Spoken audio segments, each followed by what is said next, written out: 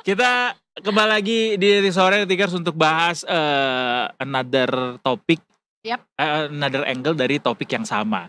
Soal Trump nih, tarif impor Donald Trump yang sudah ditetapkan pada tanggal 2 April kemarin yang juga disebut sebagai hari pembebasan dan sudah dibalas dari berbagai macam negara juga. Nah, sekarang kita ngomongin dari sisi dalam negerinya, dari Indonesianya. Betul, apa sih efek terbesar atau mungkin yang kemungkinan dirasakan langsung gitu ya sama masyarakat Indonesia secara luas juga. Makanya hari ini kita akan ngobrol bersama dengan redaktur pelaksana Detik.net, Mas Fitraya Ramadhani atau Mas Faya. Selamat sore Mas Faya, selamat datang kembali di Detik Sore Mas. Long time no see Mas Kemarin Faya. lebaran liburan kemana aja Mas? Gak jauh-jauh, Bandung Cirebon aja. Bandung Cirebon, macet gak? Sempat mengalami macet gak? Enggak, kan gue sesuai jadwal tanggalnya. Oh iya. Udah baca jauh-jauh hari ini tanggal segini gue mesti balik, tanggal segini gue mesti balik lagi Jakarta. Iya. Kita sedang memvalidasi aja sih beneran daya beli tuh lesu apa enggak. Kalau macet kan berarti ekonomi lagi tinggi-tingginya kan. Apakah empal gentong Jeh? Dan Cirebon juga ya? Tahu gejrot Jeh. Kalau orang Bandung ada atuh. Itu kalau orang Cirebon ada Jeh. Jehnya tuh ditambahin di mana-mana Jeh. Imbuhan aja ya. Oh semua kata tuh mudik Jeh. Iya mudik Jeh. Agak beda ya tapi ya. Maksudnya kan Jawa tapi nggak ada kayak gitu. Nah itu perbatasan. Oh karena anak apalagi perbatasan. Kan ini dari keraton Jir. Kesultanan ya kan ada keraton. Kesultanan ya di Cirebon ya. Keraton sampai 3 di sana. Mas keraton yang mana? Keraton Bagaskara. Keraton dong. Keraton. Nah ini bicara soal harga gadget Mas, ini kan kita mau bahas apakah ada perubahan nanti ketika tarif ini benar-benar diberlakukan. Hari ini anyway akan ditetapkan ya. 9 waktu Amerika ya. Betul. Yes. Bagaimana dampaknya kepada sejumlah komoditas gitu, termasuk gadget yang punya banyak sekali juga kandungan impornya Mas ya kita ya. Berapa sih sekarang kewajiban TKDN Mas untuk bikin gadget, untuk masuk gadget tuh? 25 ya. 25 ya. Bakal dibebasin katanya Mas. Nah, itu boleh dielaborasi dalam proses negosiasi kan. Nah sebenarnya yang jadi concern orang kemarin kan dari sejak kebijakan Trump ini diluncurkan dari publik Indonesia juga kan nanya juga kenapa Indonesia kena, yang perang dagang Amerika sama Cina kenapa kita juga kena gitu. Tapi kan semua akhirnya kena gitu kan. Dan terus sebenarnya yang salah satu dari sisi teknologi ya, salah satu yang kena kan memang Apple kan. Apple yang lumayan lagi pusing sekarang karena pabriknya memang di China.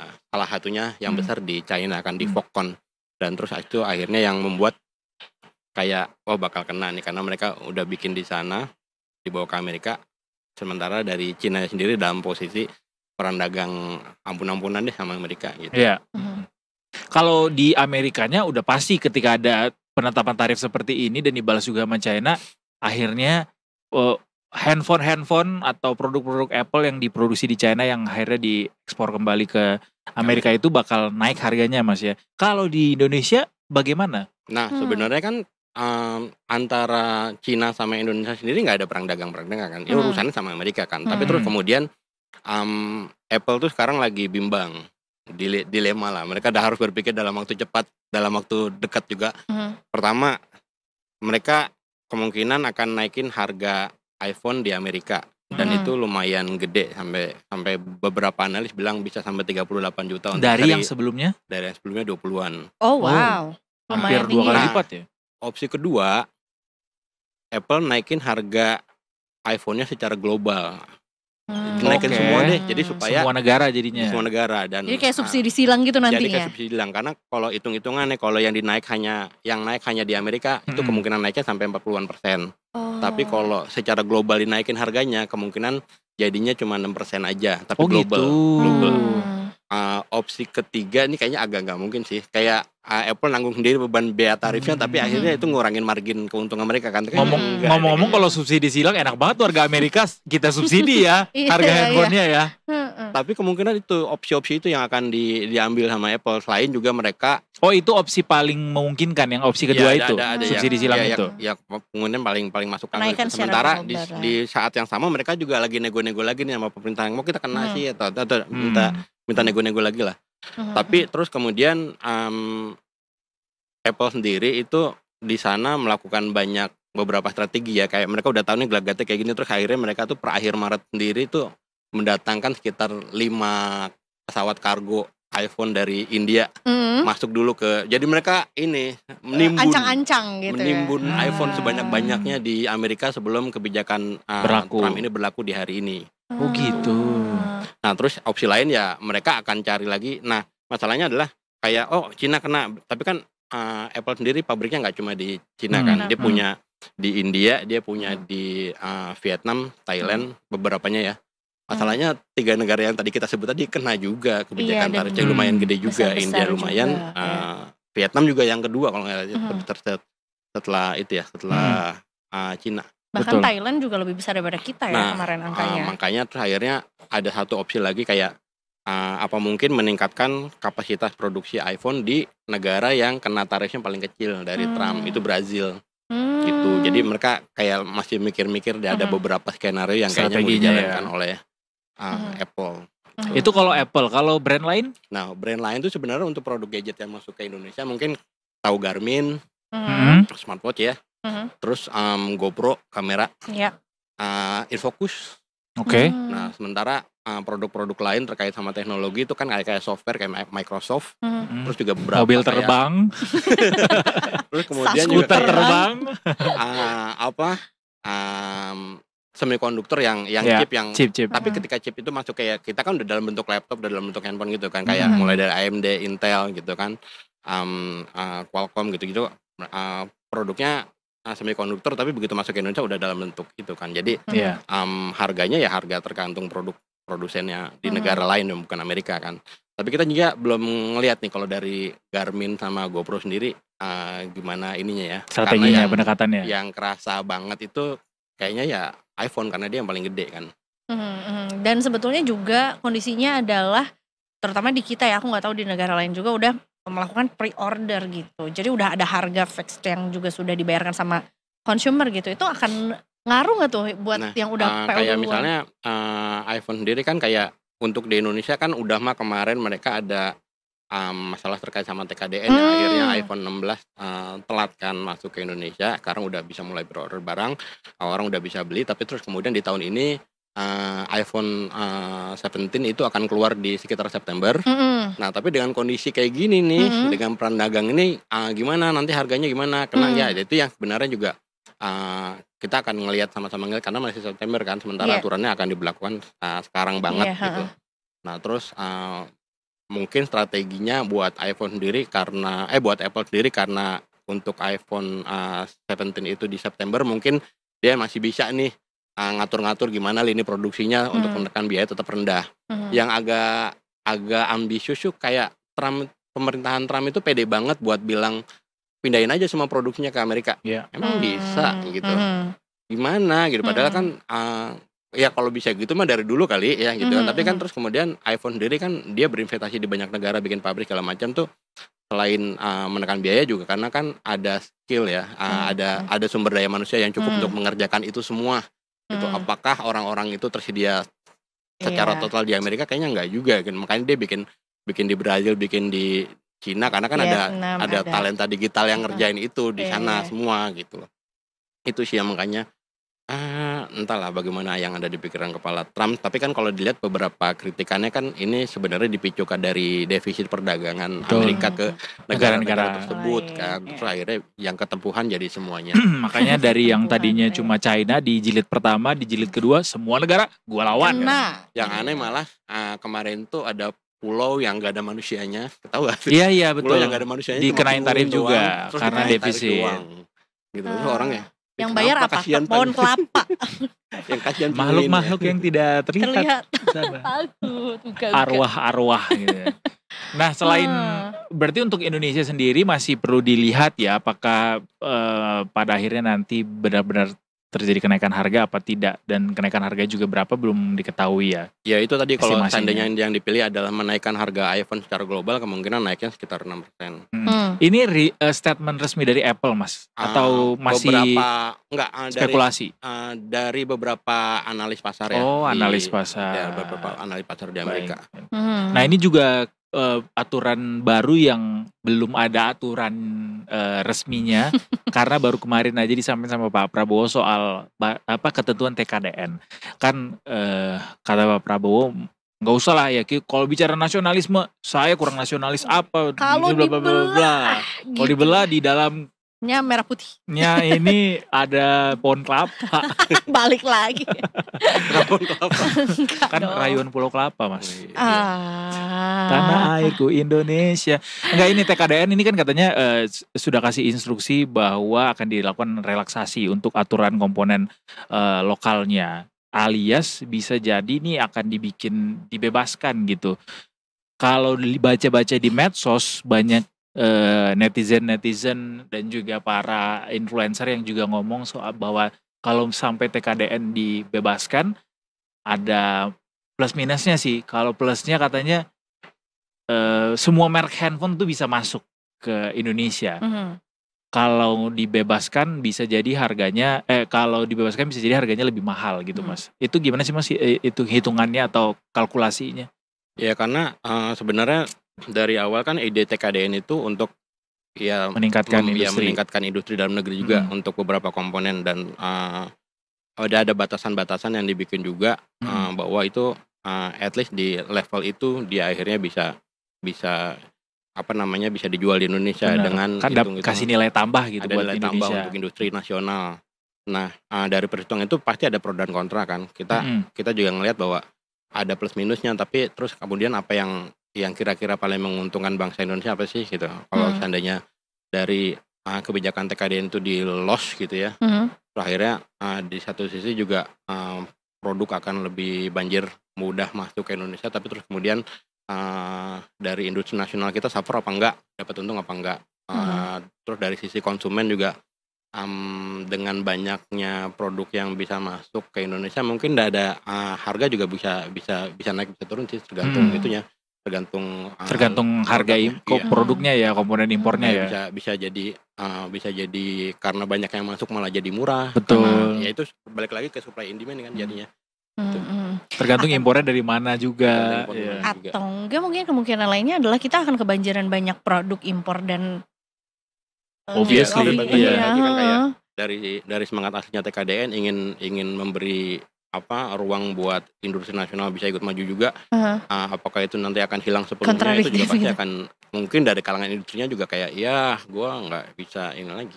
Tapi belum ada respons ya dari para pelaku usaha di industri teknologi gitu. Masih dalam diskursusnya masih terus berkembang sih. Kita juga akan sama-sama lihat dalam beberapa waktu ke depan dari pemerintah sendiri lanjutannya akan seperti apa.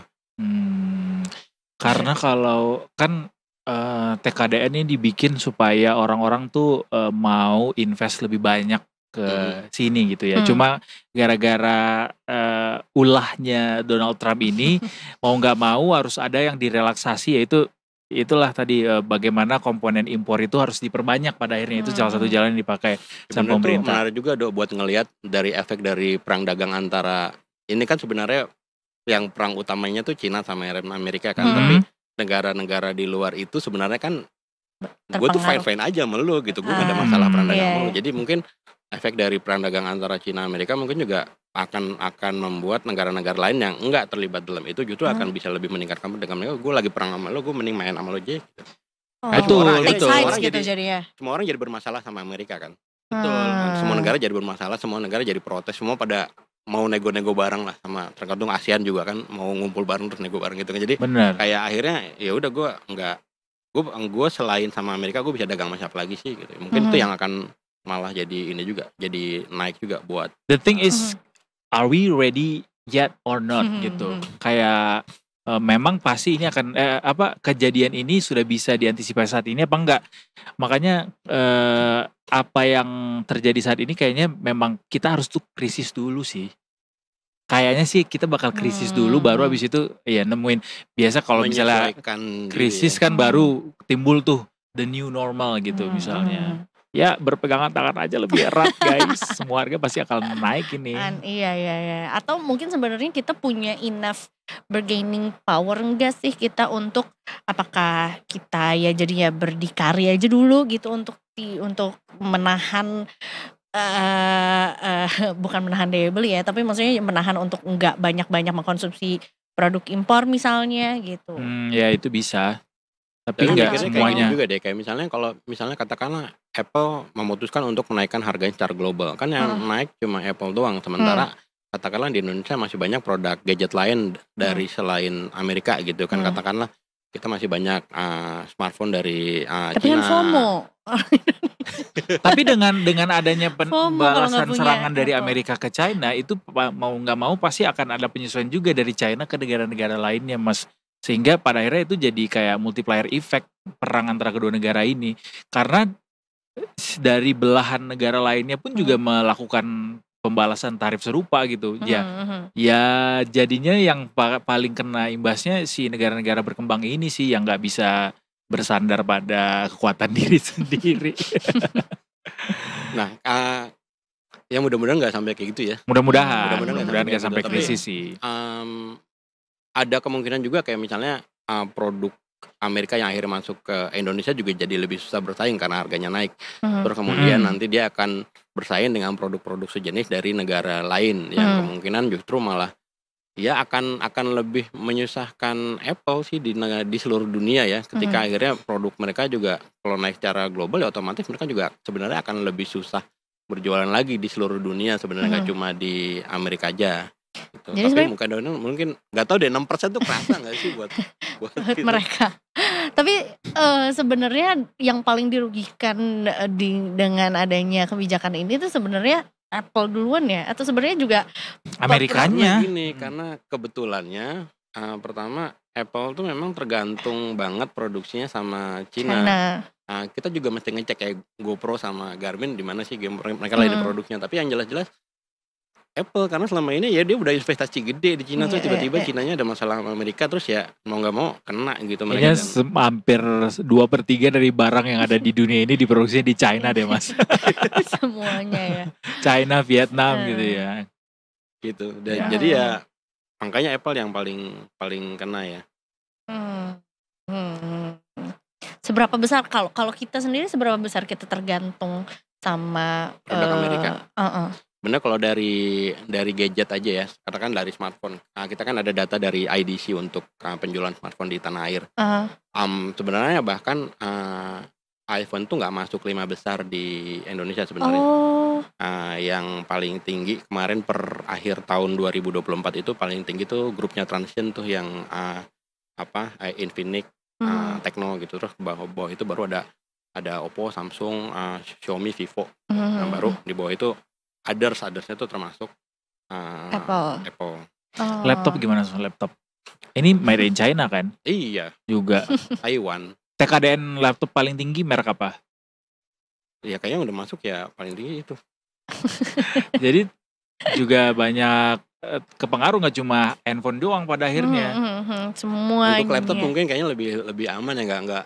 Mungkin karena Apple dan iPhone yang high profile banget, jadi terus kayak itu yang paling kesorot gitu ya. Iya. Atau mungkin sebenarnya juga pergantian laptop kayaknya nggak sehebring handphone gitu. Kita juga sebentar sama-sama lihat deh kayak misalnya dari chipnya sendiri, kan chipnya dari chip Amerika, terus akhirnya yang akhirnya jadi dipakai untuk beberapa laptop lah ya, dari Intel, AMD. Kalau misalnya itu dikenain reciprocal tarif reciprocal, mungkin akankah itu akan juga berdampak dengan naiknya harga laptop? We will wait and see. Iya, baik. Jadi baiknya nih untuk yang mau berbelanja atau mengupgrade gadget tahun ini, wait and see aja. Enggak, kalau seandainya ada kebutuhan, ya udah beli sekarang. Sebelum kita naik harga. Ini beneran semua sedang meraba-raba nih bakal kemana nih arah perang dagang Amerika dan Cina. Jadi kalau memang sedang ada kebutuhan, terus budgetnya udah ada, ya udah beli sekarang aja. Iya. Di satu sisi ekonomis lagi kayak gini, ada perencana keuangan menyarankan untuk jangan beli barang-barang yang impulsif gitu. Kebutuhan primer aja. Kalau gadget masih bisa dipakai ya udah gadgetnya itu aja dulu. Makanya tadi kan gue bilang kalau lu emang udah ada kebutuhan ya. Kalau emang gue udah mesti katakan kita ada kebutuhan tapi terus kadang aku nunggu gitu. Tapi dengan kondisi sekarang kalau emang udah butuh beli. Alright. Kalau ada uang mah aman aja. Mau tarifnya dinaikin 20% juga aku ingin flexing. Nggak ngaruh yang kali. penting mirror selfie bagus handphonenya. Bener, engagement naik, rating rate cardnya juga naik. Iya, kalau ada rate cardnya. Ya, Oke lah, kalau begitu kita nantikan bagaimana kebijakan ini direspons lebih responsif lagi oleh pemerintah ya. Karena Amerika masih pagi kan? Masih pagi sekarang. Kan? Nanti di tengah malam. Berarti sebenarnya penentuannya adalah kita bisa tahunya itu besok gitu ya. Iya, as soon as besok kan sebenarnya kita tanggal akan 9, tapi kan kita duluan kan dari yang Pokoknya tiba-tiba harga tempe tuh naik tinggi aja. Karena kedelai itu paling banyak kita impor dari US. Apakah harga mie instan juga akan naik karena gandumnya? Nah, itu juga. Dari kebayang gak Indomie dan tempe? Dan impor kedelai sama itu lebih tinggi dari gadget loh. Iya. Masuk ke Indonesia. Benar. Nilai perdagangannya. Jadi menurut aku sih kita ganti makannya singkong, jagung. Bener, makanya belinya Kusuka Tikar 100% produk-produk Indonesia. Ya. Mas Fayat, terima kasih banyak. Terima kasih. Kita